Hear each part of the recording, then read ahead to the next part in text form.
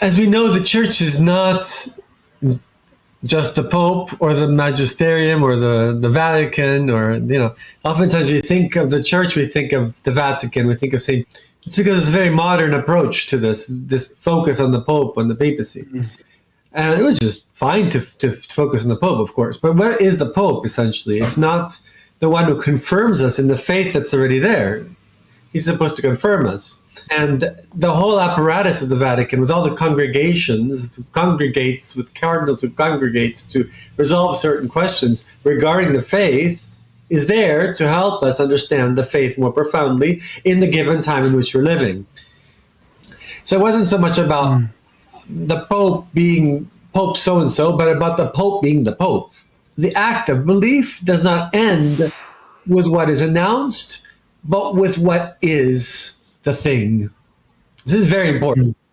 So the act of belief is not a question of words alone. This gives me a lot of hope, because that's the concreteness of the faith, the hiddenness of the faith. In the Middle Ages in England, the English people wouldn't even know who the Pope was until he died.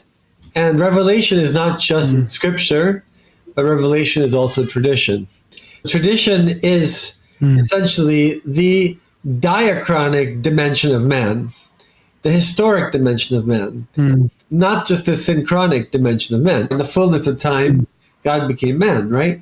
The Annunciation, the Incarnation, it's huge, very, very important. Christ does not come out of the blue, like, he doesn't pop up like some mushroom out of nowhere. In the book, we are more than a religion of the book. The book becomes written in history. The scripture, the New Testament itself, we see, it's written in the 50s and 60s after Christ, 50s and 60s AD, and up to the 90s. The Gospel of St. John was written in the 90s, way at the end.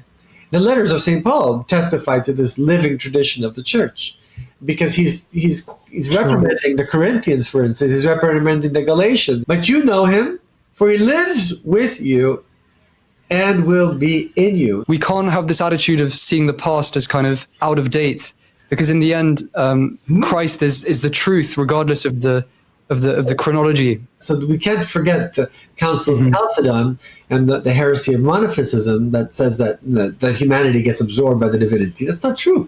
The humanity is important in this, and that's also important to have a sane vision of the church. The church is the church, and she herself is holy.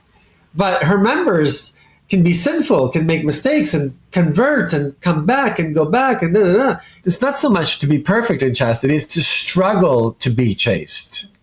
Because once the struggle is over, then everything's over. And the devil is going to work on you. Better having had a debaucherous life than be a heretic. The more you struggle to become a saint, the more you realize how much you need God.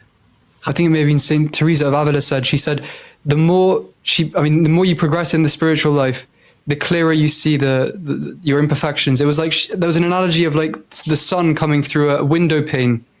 Believe what the church has believed, believes, and will always believe. It's just like Jesus, the same yesterday, today, and tomorrow, and forever.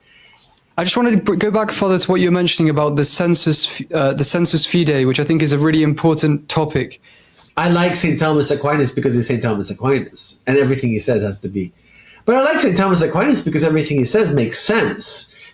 It makes sense. If your liturgy instead, your public liturgy, your public worship, has become too subjective and too focused on you, well, your faith is going to be reflecting that as well.